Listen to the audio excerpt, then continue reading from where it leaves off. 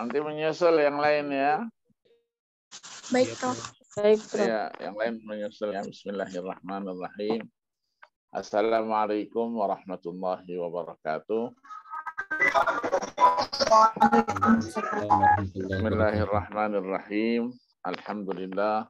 Wassalatu wassalamu ala rasulillah wa ala alihi wa ashabihi wa man iqtada bihuda amma ba'du.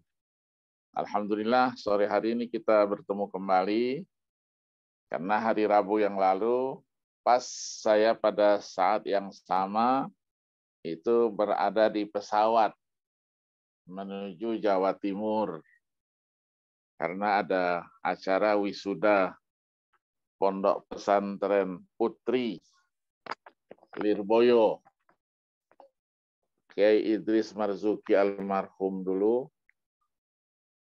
dan acara-acara lain di IAIN Kediri dan seterusnya. Kita mau ganti tadi, siang-siang ternyata ada acara keluarga, nggak bisa saya tinggalkan. Pembahasan kita pada hari ini adalah pembahasan yang ketiga ya dari silabus yang ada, yaitu menjelaskan al-haqiqah, al-majaz, kemudian al-gharib, al-mutaradib, dan al-mushtarak. Nanti al-wujuh wan nadhair itu sendiri. Karena al-wujuh wan nadhair itu sudah menjadi satu disiplin ilmu yang mandiri dari ilmu Al-Quran. Nanti pembahasannya akan lebih panjang lagi dengan sejarah dan perkembangannya, ulama-ulama yang pernah menulis karyanya, yang berkaitan dengan al-wujuh wan nadhair. Kalau di dalam ilmu fikih namanya al-asbah wan nadhair. Asbah wan nadhair yang sudah menjadi satu disiplin ilmu sendiri dalam fikih dengan buku-bukunya yang akan melahirkan apa yang disebut dengan al-qawaid al-fiqhiyah. Maka al-qawaid al-fiqhiyah menjadi ilmu yang mandiri dengan karya-karya ulama yang begitu banyak jumlahnya. Nah, dari situ juga nanti ya terkait dengan kita juga namanya ilmu al-furuq. Al-furuq. Al-furuq itu ada nanti al-furuq al-fiqhiyah, ada al-furuq al-usuliyah, ada al-furuq al-lughawiyah. Nah, kita nanti yang terkait dengan al-furuq al-lughawiyahnya. Ya, satu kata punya makna lebih banyak dari satu itu. Ada kata yang banyak, tapi maknanya hanya satu. Itulah nanti yang terkait dengan namanya afrod, ya, ma'ani Al-Quran. Nanti ada buku-bukunya ya yang mengarah ke sana itu. Nah, pembahasan kita yang ada kaitannya dengan bahasa, nanti ada al-haqiqah, ada al-majaz. Al-haqiqah al-majaz ini menjadi pembahasan penting dalam ilmu Al-Quran dan juga menjadi penting karena ada hubungannya nanti dengan fikih. Dengan fikih. Kalau diartikan secara haqiqah, maka pengaruhnya dalam perbedaan fikih itu apa? Kalau diartikan secara majaz, dia memberikan makna apa, dan seterusnya. Nah, sebelum itu kita jelaskan dulu maknanya secara bahasa dulu. Haqiqah itu di dalam bahasanya disebutkan dari hakkus syai'. Hakkus syai'. Ini hak terhadap sesuatu. Nah, hak terhadap sesuatu itu kalau diartikan secara bahasa artinya tetap. Tetap. Dia menunjuk kepada sesuatu secara tetap. Sabata. Haqqa syai' artinya sabata. Kemudian kalau kita kaitkan dengan haqqullah, misalnya haqqallah, al-amr haqqan, artinya apa? Asbatahu, aujabahu. Jadi Allah sudah menetapkannya, Allah sudah mewajibkannya. Maka sering disebut kalau dalam bahasa Indonesia hak dan kewajiban. Hak dan kewajiban.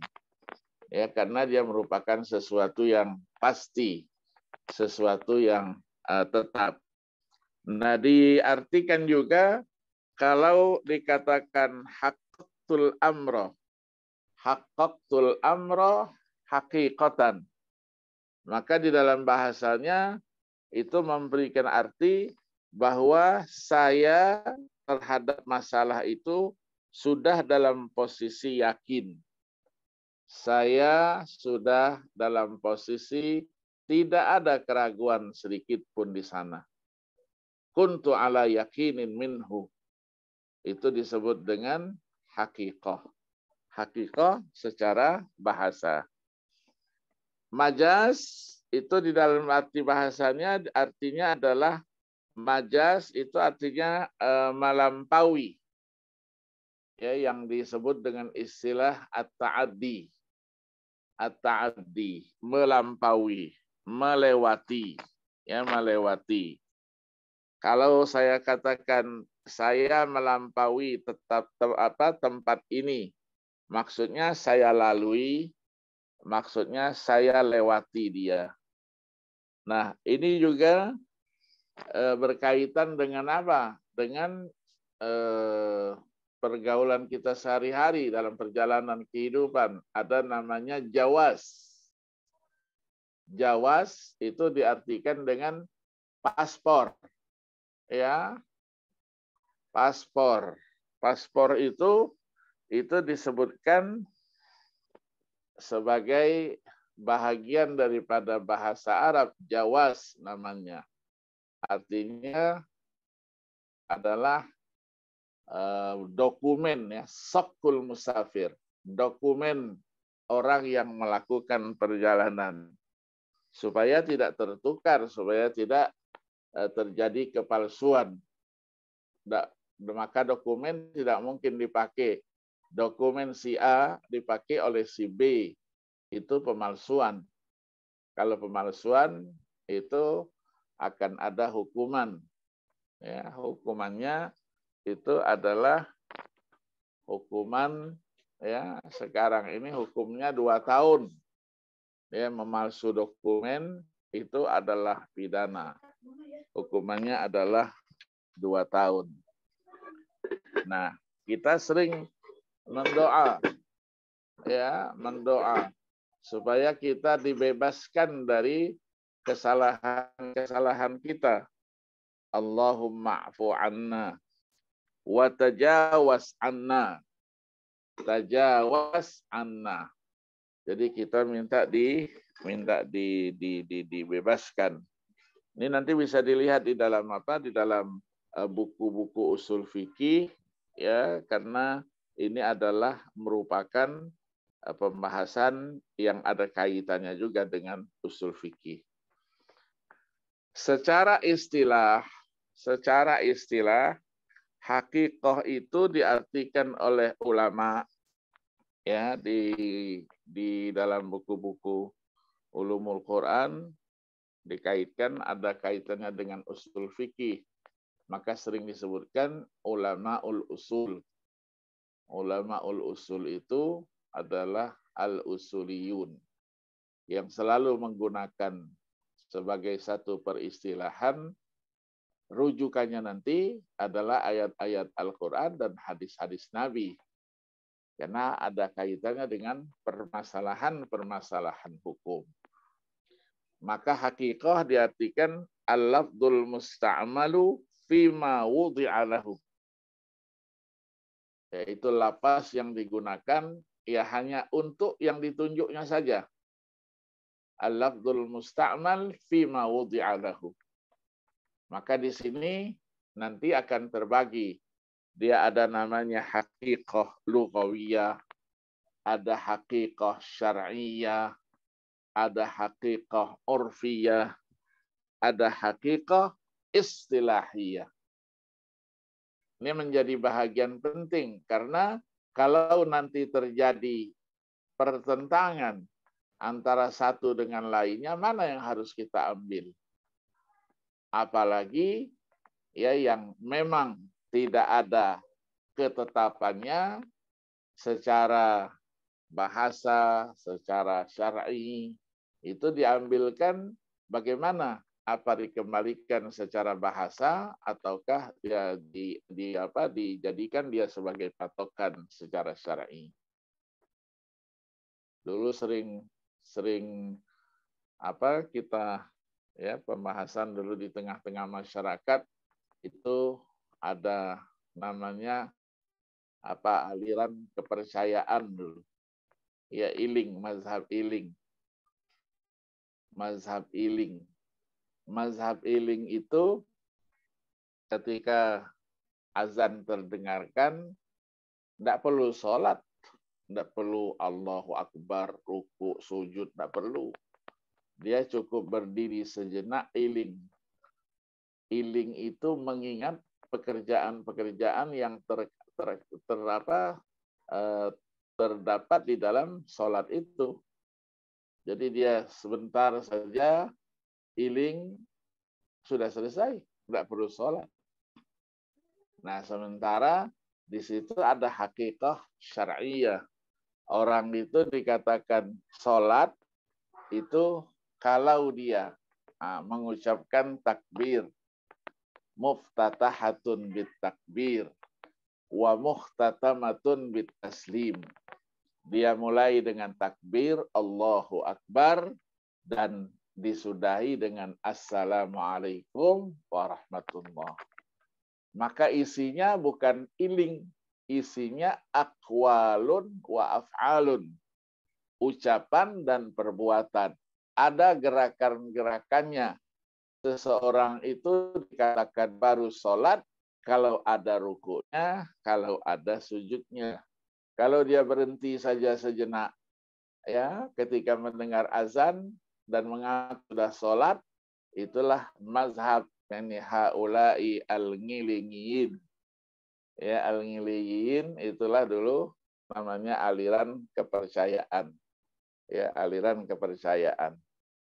Nah, nanti kita dihadapkan dengan kaidah-kaidah nanti. Kalau ada nanti haqiqah dan majaz, mana yang didahulukan? Mana yang didahulukan?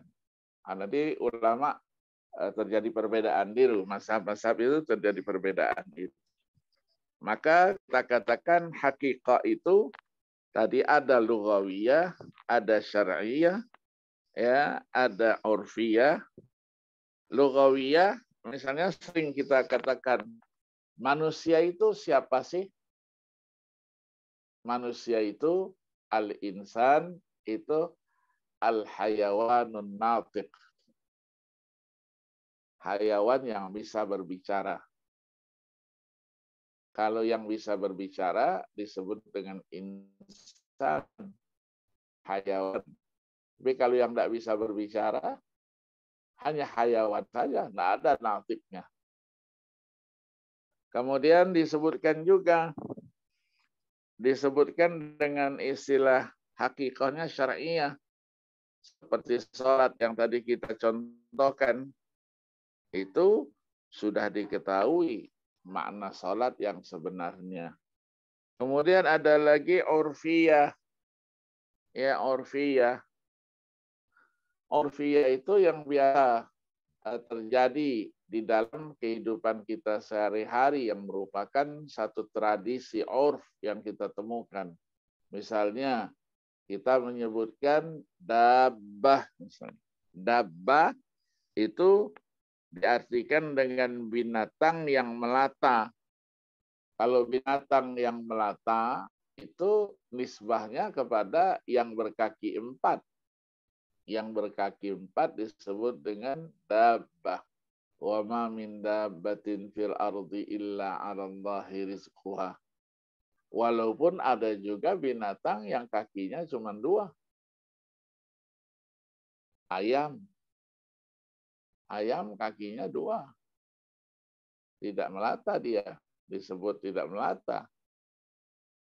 Kemudian ada pembagian-pembagian lagi nanti. Ada yang di dalamnya itu merupakan istilah-istilah khusus. Istilah-istilah khusus. Ya, misalnya ada istilah istihsan. Istihsan. Ada istilah baris atas, baris mansub, baris bawah, jar. Itu merupakan istilah-istilah ya, ahli bahasa, ahli nahwu. Kalau sudah kita berbicara yang lain-lain, ada istilah nanti al-jauhar,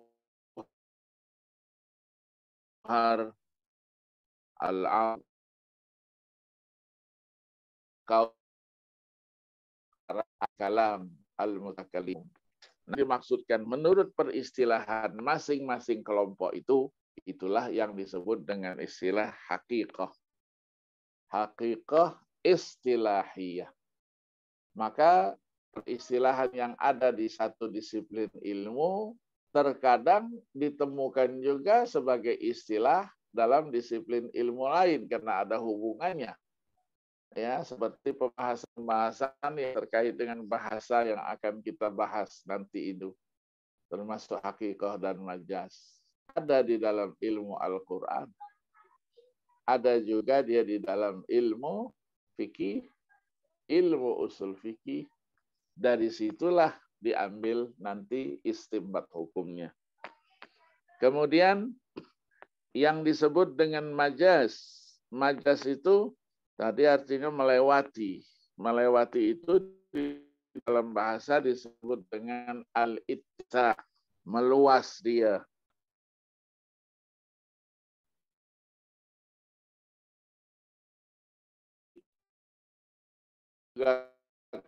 Kadang-kadang disebut dengan tasbih. Tasbihan. Secara kiasan. Maksudnya apa? Tidak dijadikan itu sebagai makna hakiki, tetapi dia sebagai makna majazi. Ya, makna majazi. Ini kita temukan di dalam apa? Di dalam buku-buku usul fikih, ya, luar biasa pembahasannya. Ya, luar biasa pembahasannya. Maka penunjukan pertamanya itulah ya dikatakan itu sebagai haqiqah. Kalau ada penunjukan lain setelah itu disebut dengan istilah majaz. Ya, kita berikan contoh misalnya. Apa yang disebut dengan istilah nikah? Nikah itu ada makna majazinya, ada makna hakikinya.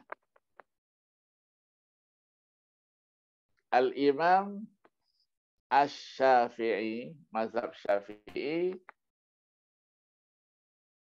itu yang dikatakan nikah itu adalah akad yang menggunakan lafaz dalam ijab dan qabulnya. Itu ankahtuka wa zawwajtuka. Maka dia menjadi haqiqatun fil aqdi, majazun nanti fil wat'i. Kalau mazhab Hanafi, oh tidak, dia haqiqatun fil wat'i, majazun fil aqdi. Maka di dalam pelaksanaan akad nikah, menurut mazhab Hanafi, boleh menggunakan lafaz apa saja. Tidak harus lafaznya nikah dan zawaj. Saya nikahkan, saya kawinkan engkau. Tidak harus dengan itu. Boleh juga saya jualkan.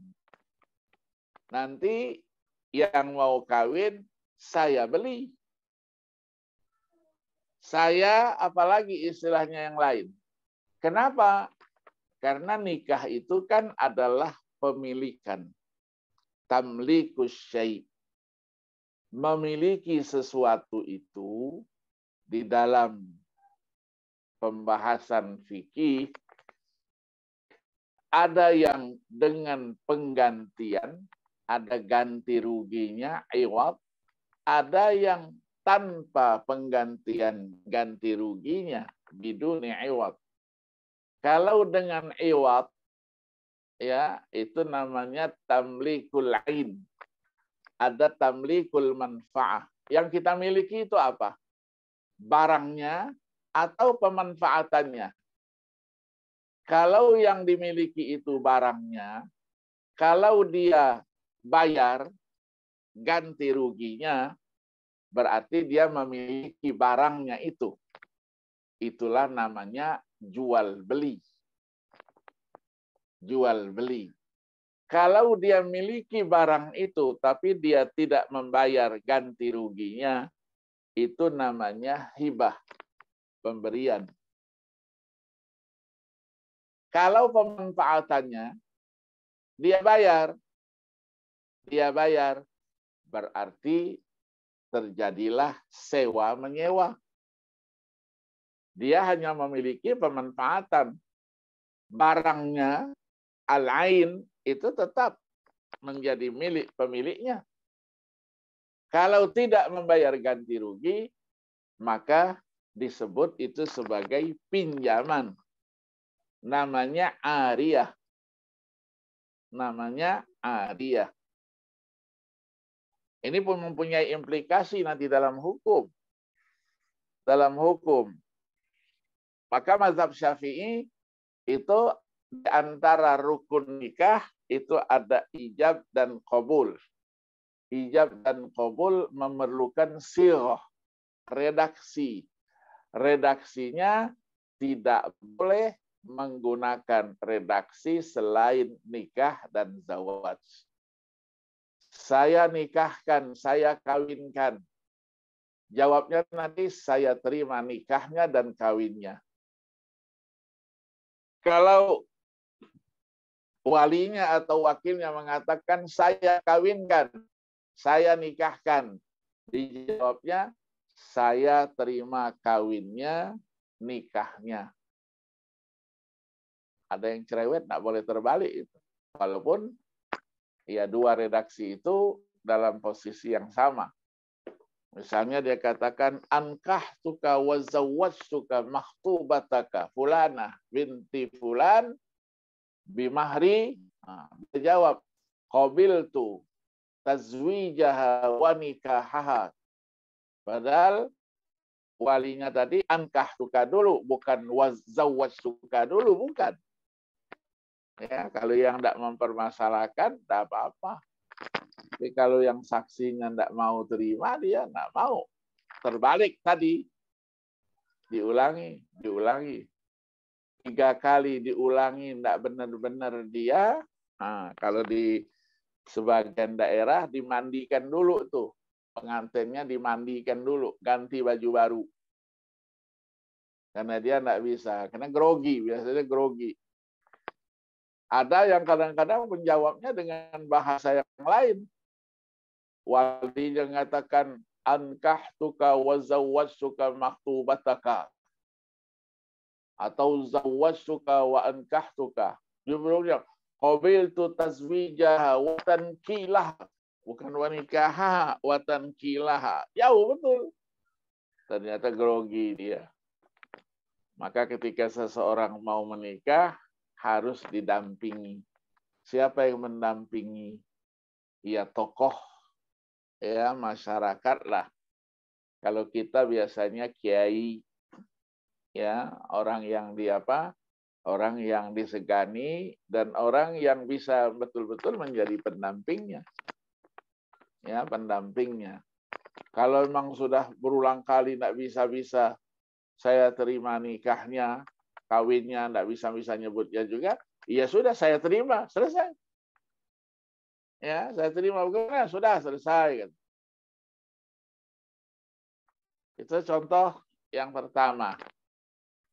Contoh yang kedua, misalnya selalu kita gunakan ayat aula mastumun nisa. La masa, la mastumun nisa, menyentuh wanita. Menyentuh wanita itu maksudnya wanita yang halal nikah, ya, bukan wanita yang menjadi muhrimnya, mahramnya. Ketika terjadi sentuhan, maka batallah. Nanti ada ayatnya. Surah An-Nisa ada, surah Al-Maidah ada. Ya ayyuhalladzina amanu idza qumtum ilas shalah faghsilu wujuhakum dan seterusnya. Ya, disebut di situ ada aula mastumun nisa fatayammamu sa'idan thayyibah. Menyentuh. Nah, menyentuh itu menyentuh kulit atau menyentuh ada makna lain. Secara bahasa yang namanya menyentuh itu lamsul basyarah. Menyentuh kulit. Bukan maksud yang lain.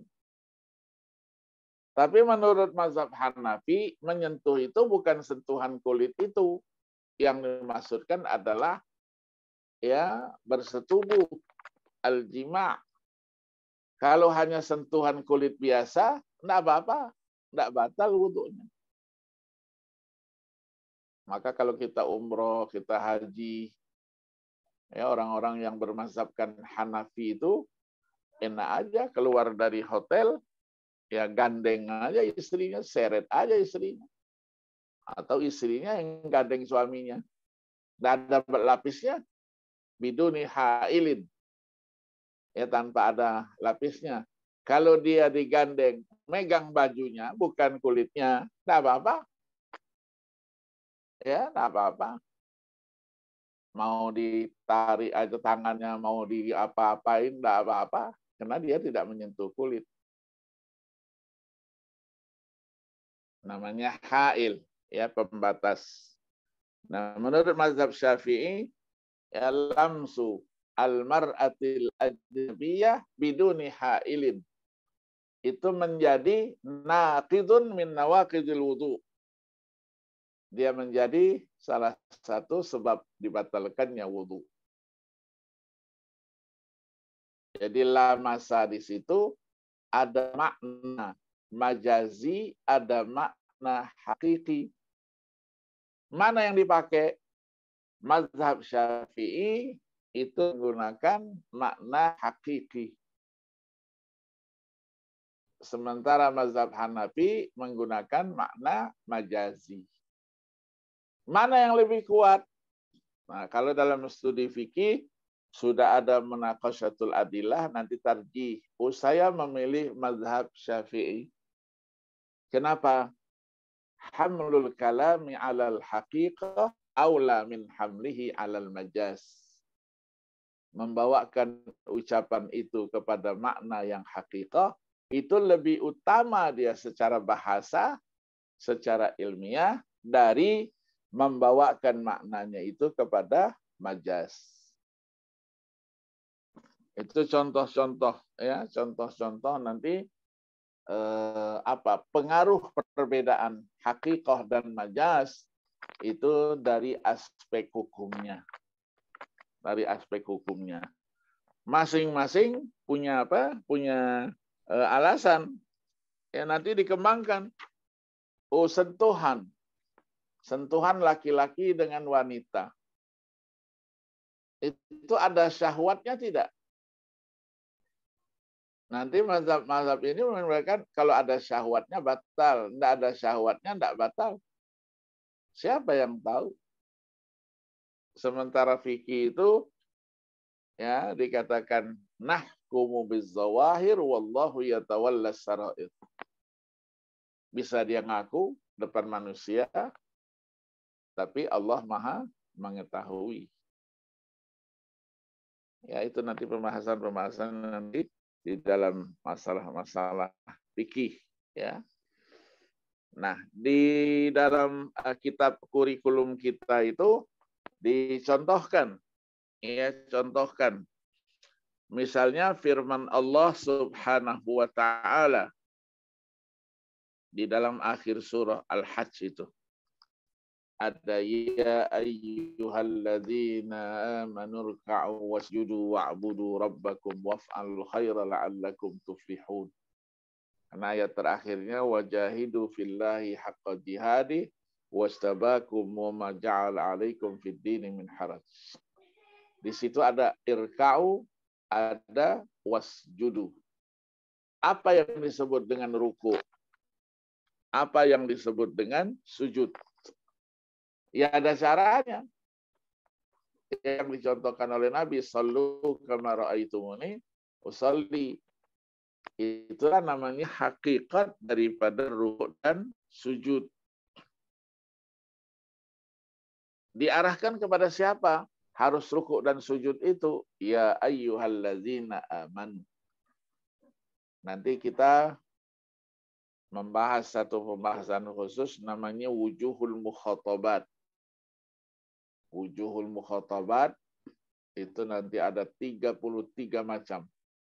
Termasuk ya ayyuhalladzina amanu. Yang disebut dengan khitabu, takrimin, wa tashrifin, wa ta'zim. Panggilan kehormatan, panggilan keistimewaan. Wahai orang-orang yang beriman. Jadi arahnya orang-orang yang beriman. Maka kalau orang-orang yang beriman pasti dia tahu sebenarnya bagaimana. Sama dengan ayat nanti sebentar lagi kita puasa.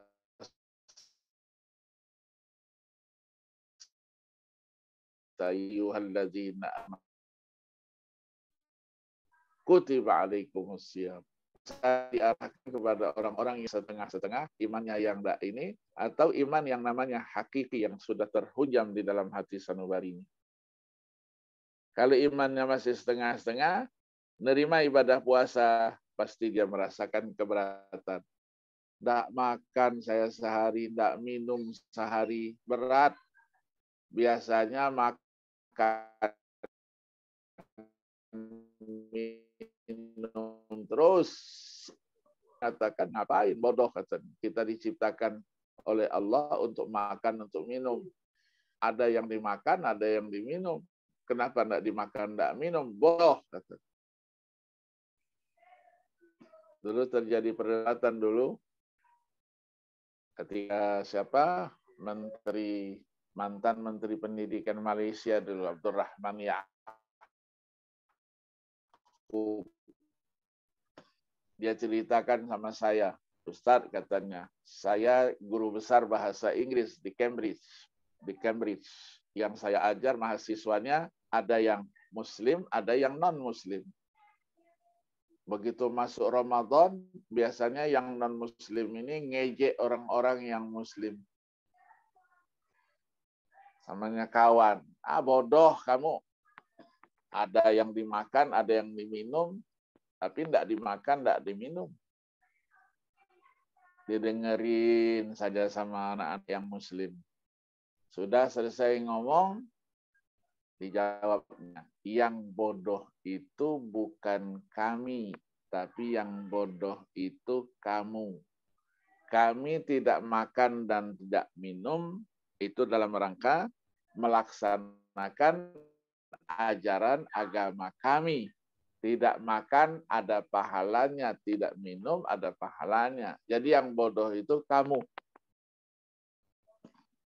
Begitu malam hari, yang non-Muslim ini tidak bisa tidur. Kok saya yang dibodohkan? Saya makan, saya minum. Kok saya yang dibodohkan? Penasaran dia. Besok pagi ditemui teman-teman yang Muslim. Kemarin saya katakan kepada kamu bodoh, tapi kamu balas, kami yang bodoh. Kata teman-teman yang Muslim, betul, kamu yang bodoh. Kami melaksanakan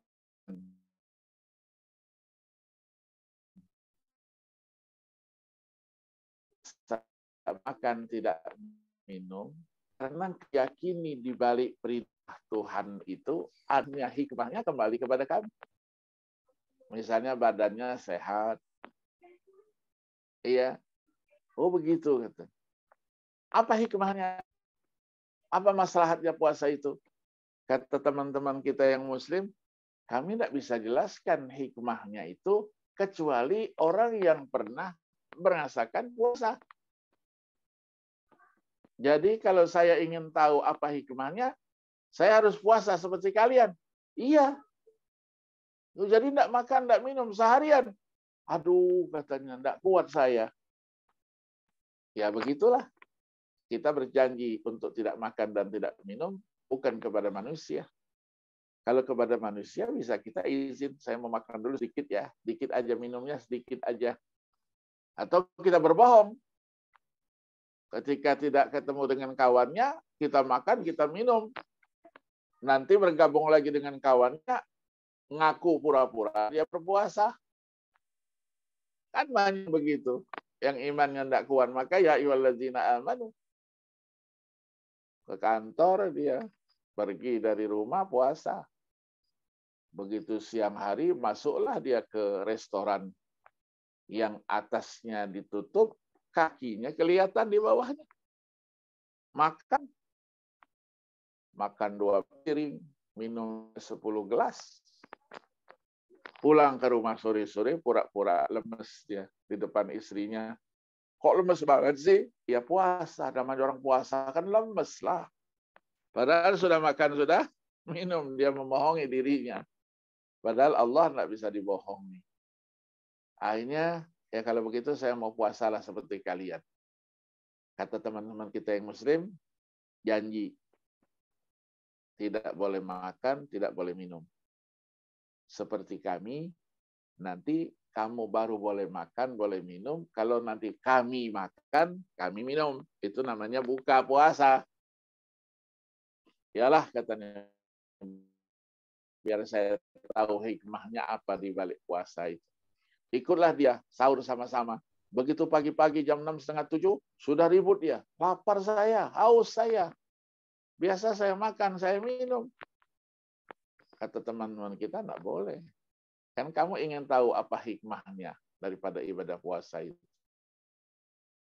Akhirnya dia, ya macam-macam lah caranya. Kadang-kadang orang kan apalagi siang-siang sudah itu, ya dia tempelkan perutnya di ubin masjid supaya tidak ketahuan dia, ya kan, supaya tahan puasanya dingin.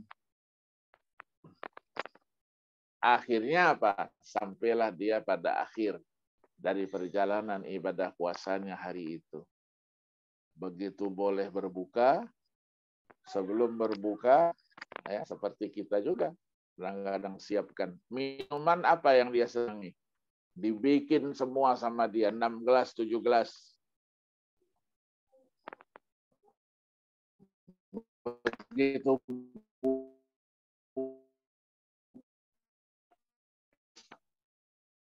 air langsung nggak banyak minum. Karena ditanya sama teman-teman kita yang muslim, apa hikmahnya kira-kira puasa itu? Kata yang non-muslim tadi, saya dulu yang bertanya, apa hikmahnya? Saya tanya sama kalian. Oh, kata teman-teman kita, oh saya tidak perlu menjawab karena kami sudah tahu. Kami sudah rasakan sekian lama puasa itu ada maslahatnya. Ya sudah kalau gitu. Kami aja yang bertanya. Tanya, oke, apa kira-kira hikmahnya? Dia katakan, saya rasakan betapa nikmatnya air. Seharian tidak minum. Saya minum 1 teguk saja air, apalagi 1 gelas. Rasa nikmat luar biasa. Kata teman-teman kita muslim, hanya itu. Belum engkau rasakan nikmat puasa itu. Jadi apa nikmat yang lain? Ya besok puasa lagi sama kami. Puasa lagi dia. Sampai 3-4 hari dia puasa, akhirnya dia rasakan nikmat dari kewajiban puasa itu.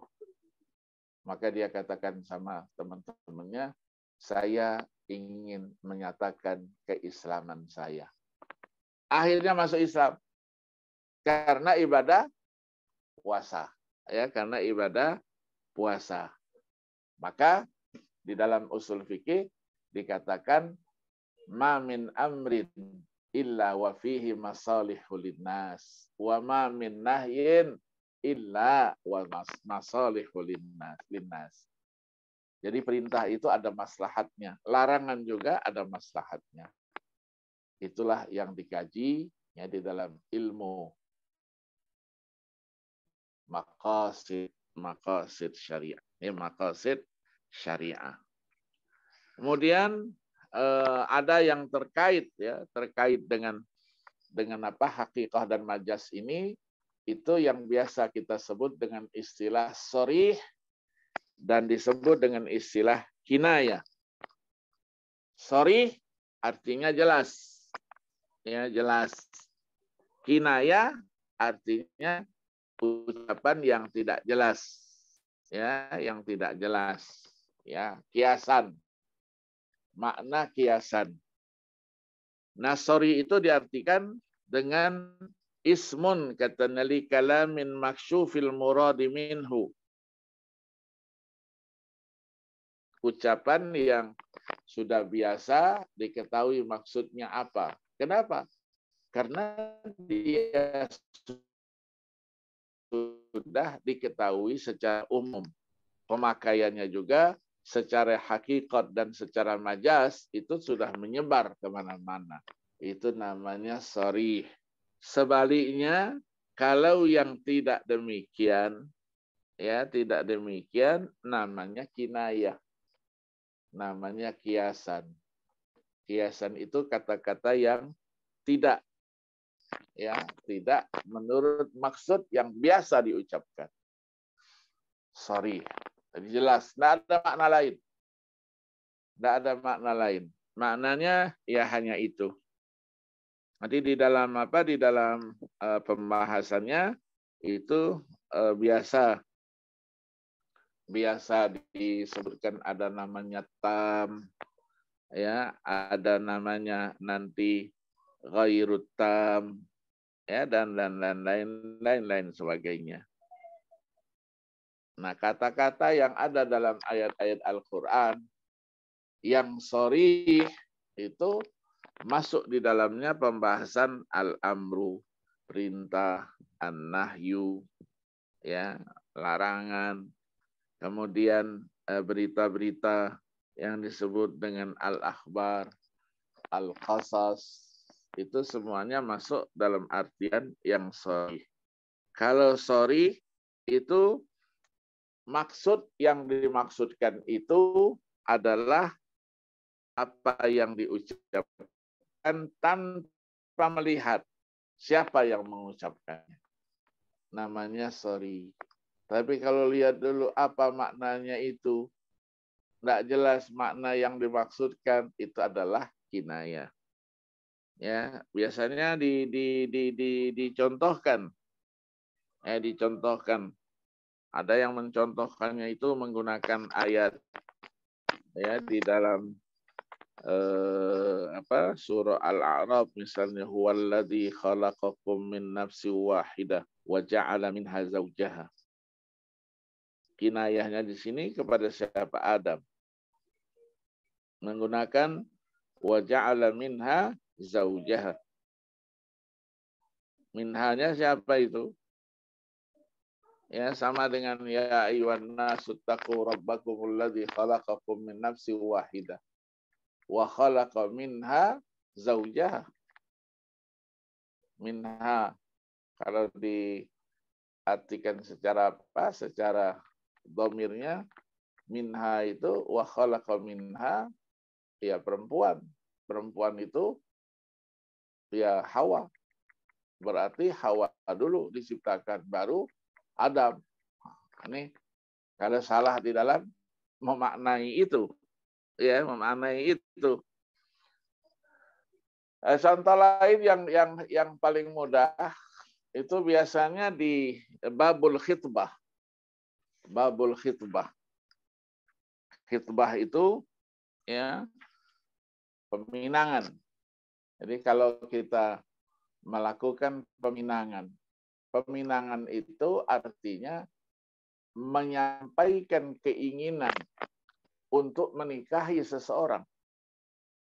Khitbah. Ya, khitbah. Khitbah itu artinya menampakkan izharus syai', menampakkan sesuatu.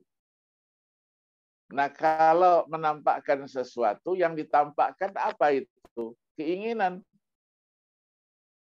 Raghbatuhu.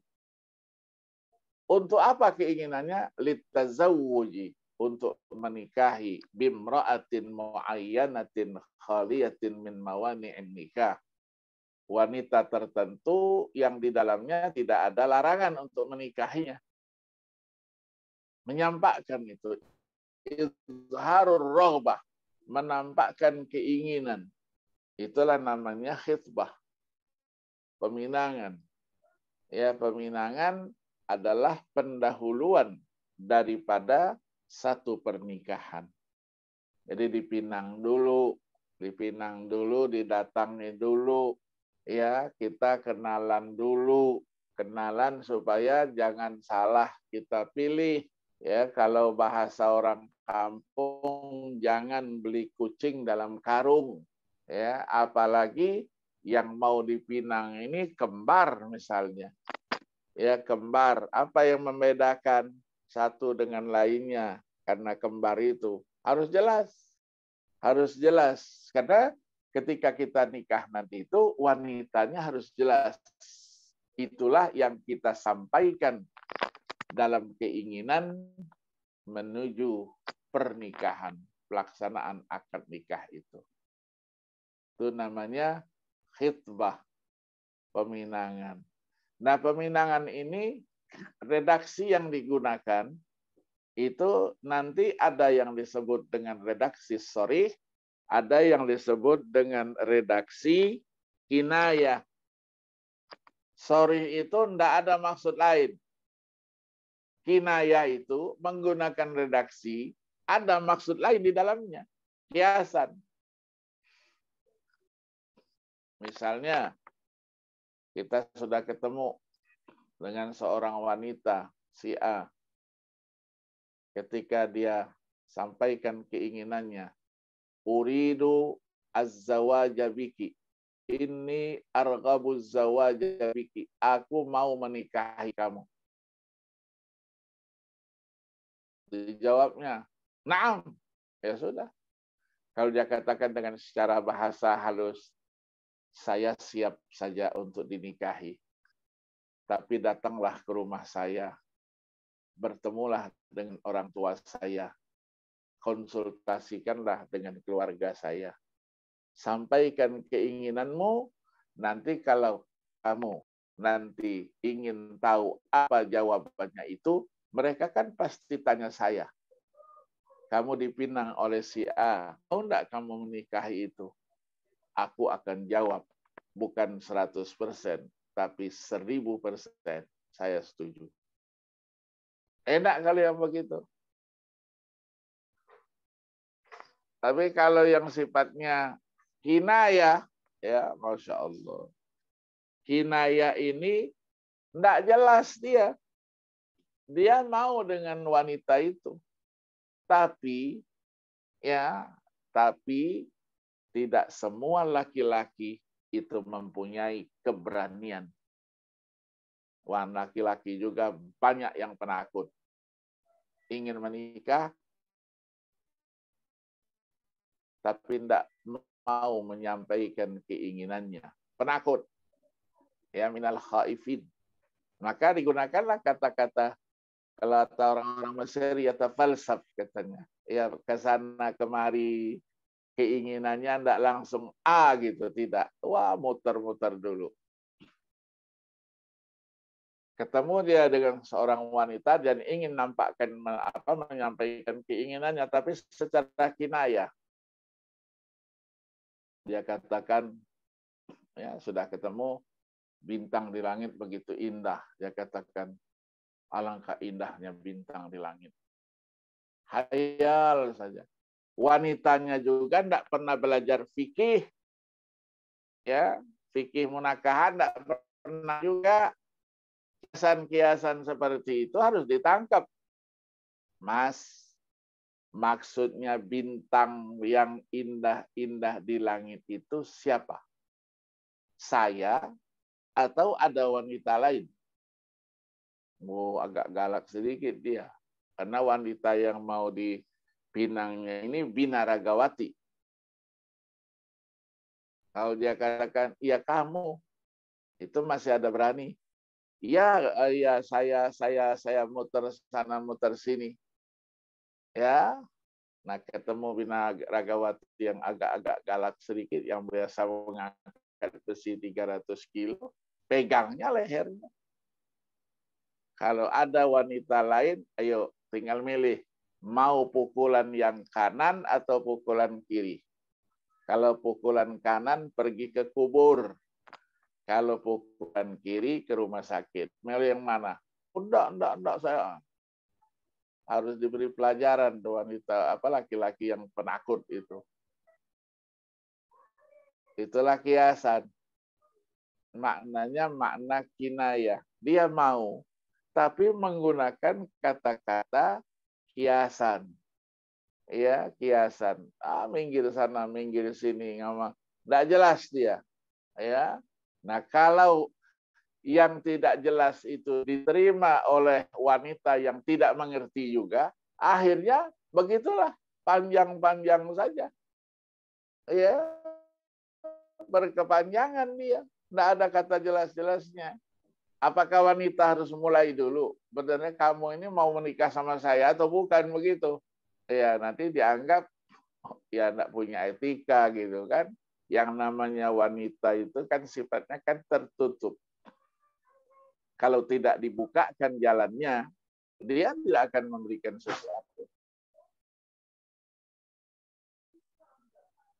Tidak bisa memberikan sesuatu. Ya, kepastian terhadap sesuatu. Ya, terhadap sesuatu itulah artinya kita dalam muamalah sehari-hari ada kata-kata yang digunakan secara sharih, tidak ada maksud lain kecuali itu. Ada juga yang digunakan kata-kata kinayah. Kinayah itu artinya kiasan. Nah, kalau secara lugawinya begitu, maka dalam perjalanannya nanti itu kita bisa ya melihat misalnya ya Imam Asyuti juga dalam Al-Itqan banyak menggunakan penjelasan sekitar sharih dan kinayah itu. Ya, misalnya di dalam ayat-ayat yang ada dalam surah, nanti di dalam surah Al-A'raf ada, dalam surah Al-Baqarah ada, ya, dalam surah yang lain-lainnya. Ya, itu kita temukan kalau yang sharih itu langsung saja ya kita dapatkan satu keputusan. Tidak perlu ada pandangan-pandangan lain karena tidak ada maksud yang lain. Tapi kalau yang namanya kinayah itu kita tidak bisa mengambil satu keputusan. Disebut di istilahnya namanya tawakuf. Tawakuf itu nunggu apa yang dimaksudkan sebenarnya. Ya, sampai dengan maksud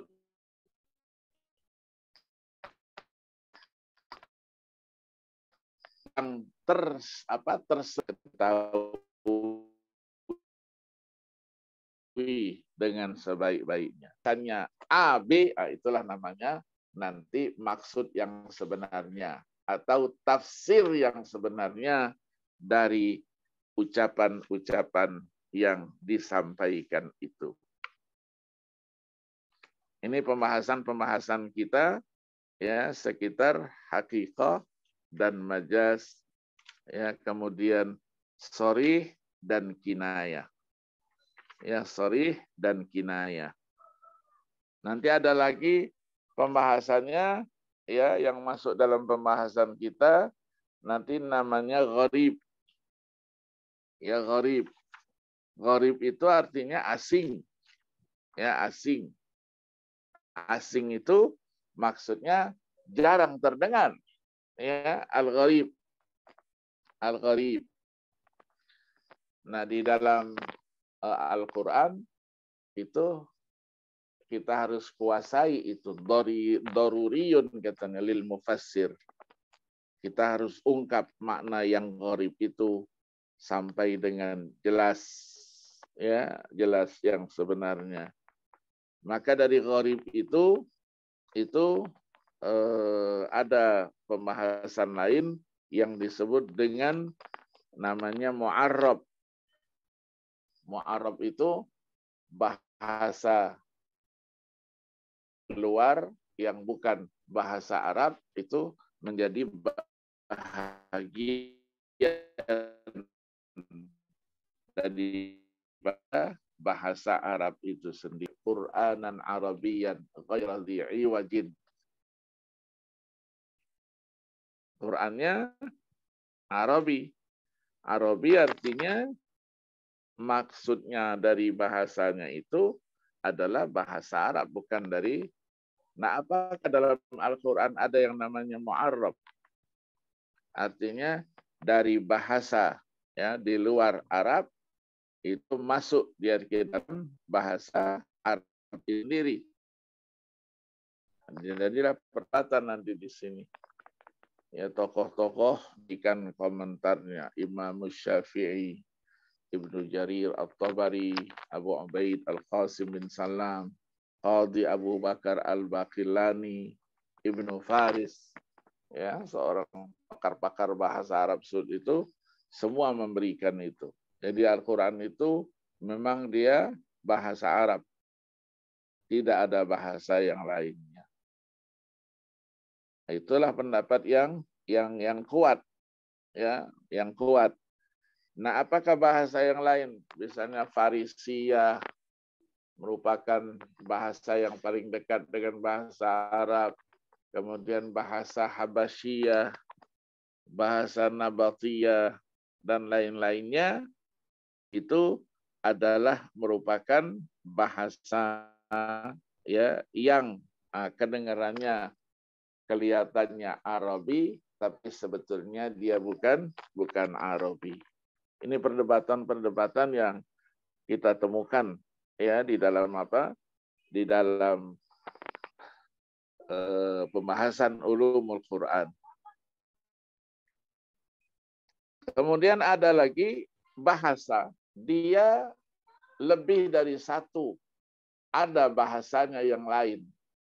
Nah, bahasa yang lain itu apakah merupakan kalau bahasa kita sinonimnya atau dia antonimnya? Maksudnya yang sama atau maksudnya yang berbeda? Itulah yang disebut dengan istilah al-mutaradif. Ya, ada gharib, ada mutaradif. Ya, maka ada ilmu nanti ilmu gharibil Quran. Ada juga ilmu gharibil hadis. Adalah redaksi-redaksi yang jarang beredar, dia tidak pernah terdengarkan atau jarang diucapkan di dalam bahasa Arab. Jadi ada ilmunya sendiri. Kalau dalam hadis itu bukunya 3 jilid. Ilmu gharibil hadis. Ya, ditulis oleh Imam Al-Khattabi. Imam Al-Khattabi ini seorang muhaddis ya yang wafat 388 Hijriah. 3 jilid besar.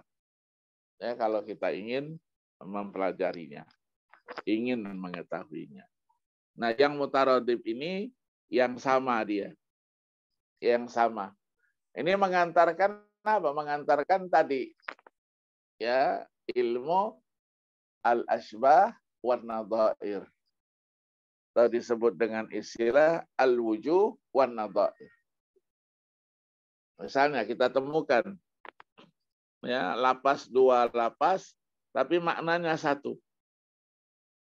atau lebih. Ya.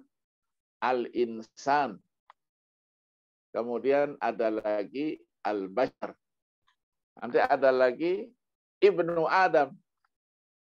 Ada lagi an-nasu. unasun. Banyak. Apakah sinonimnya atau bagaimana? Ada makna lain. Kalau ada makna lain, bagaimana penjelasannya? Itulah namanya mutaradif. Kemudian ada sempit kalau bahasa kita. Bahasa Arab ada al-haraju, ada ad-dhiqu. Diartikan dalam bahasa Indonesia sulit, semuanya sempit. Begitu juga laut. Laut ada al-bahru, ada al-yamu. Artinya dua-duanya laut. Kemudian ada lagi ar-rijzu, ar-rijsu. Ya, kata-kata yang jelek, yang kotor. Kemudian ada lagi ada al-asadu, singa, ada al-laits.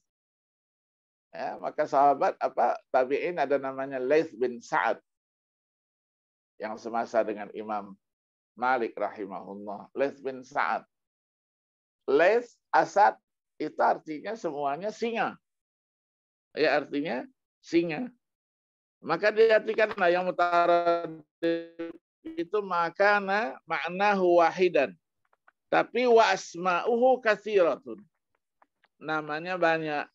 Ini nanti disebut dengan istilahnya kalau ada musyarak, ini lawannya daripada musyarak itu. Kemudian dikatakan juga oleh Imam As-Suyuti rahimahullah, itu katanya lafaz itu terbagi dia. Ada mutaradifah, ada mutawaridah.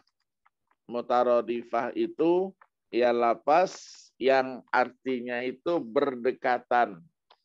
Artinya berhampiran. Ya, kemudian yang disebut dengan mutawaridah itu hampir bersamaan.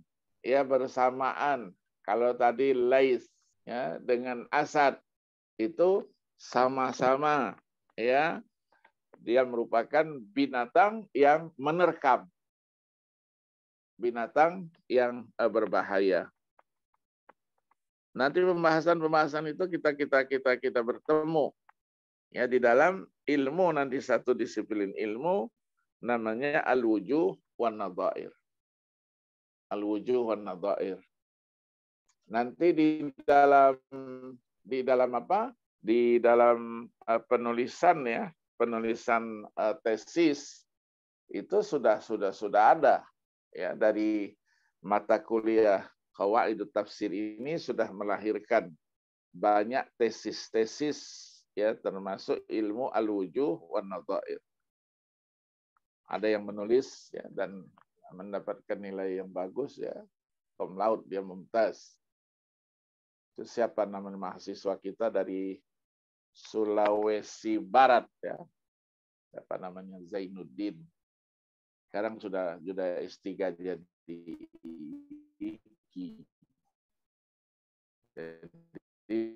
dia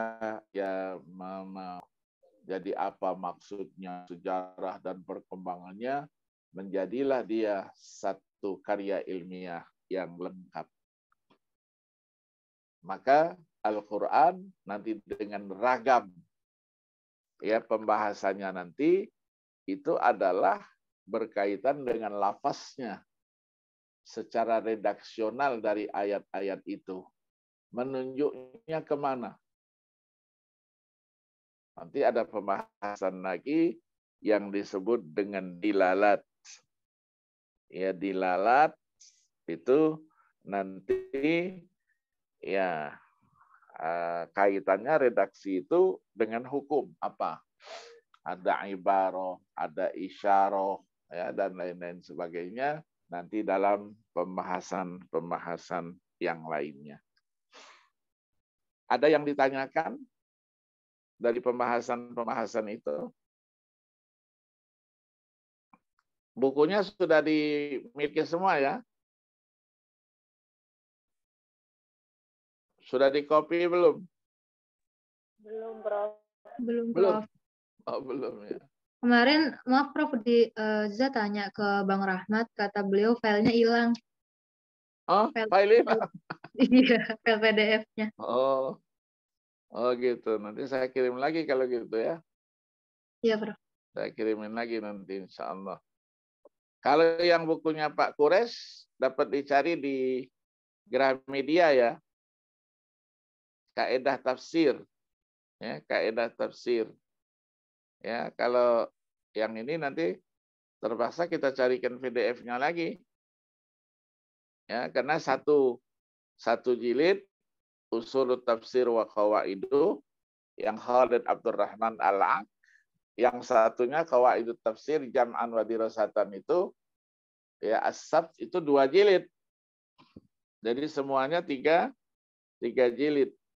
Ya, nanti saya carikan apanya PDF-nya ya. Nanti saya kirimkan ya sama Ustazah nanti biar dibagi sama teman-teman.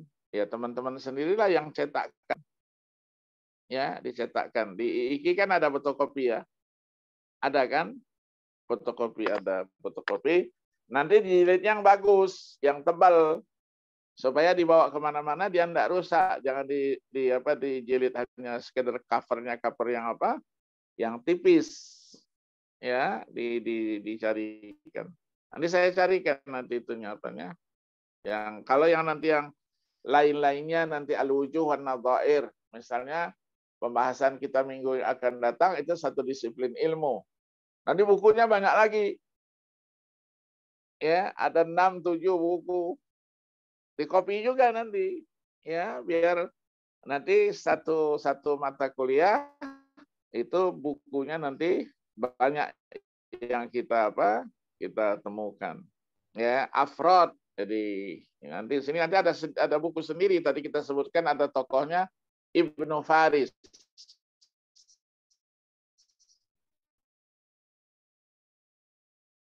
Ya, afrod kali menceritakan tentang apa yang kita bahas itu tadi itu.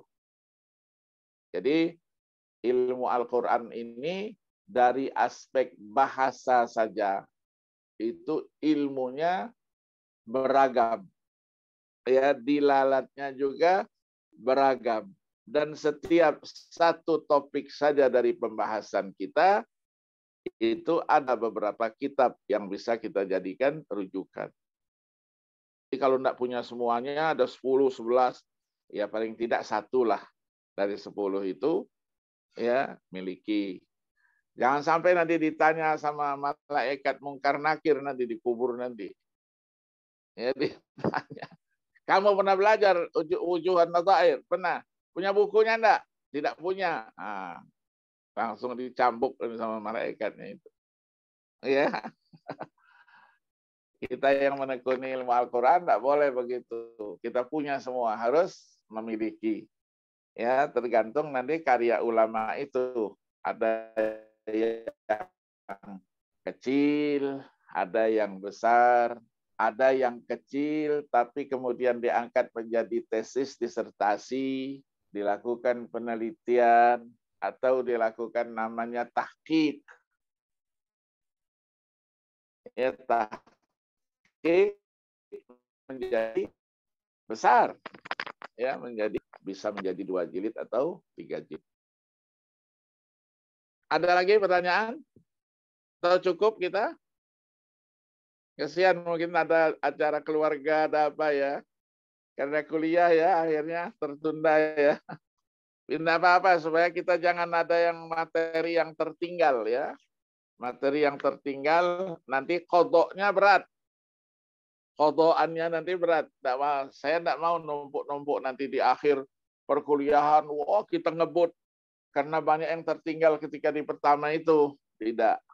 Ya, kita maunya kita selesai, nanti masa kuliah selesai, kita juga sudah dapat menyelesaikan ya dengan segala kelebihannya, kekurangannya, karena nanti ada topik-topik yang kita masukkan sebagai tambahan karena melengkapi apa dari syllabus yang diberikan kepada kita itu. Cukup saya kira ya, cukup. Kita ketemu sampai di sini dulu. Ya, mungkin ada acara keluarga, ada apa gitu. Ya, maafkan saya mengganggu.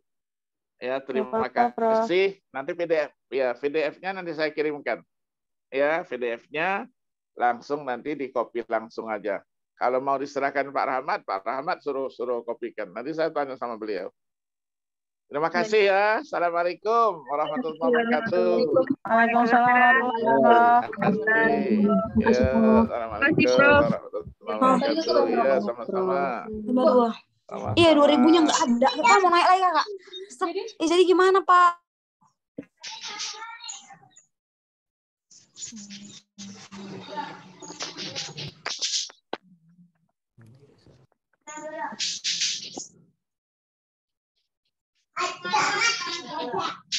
Syukron Kak.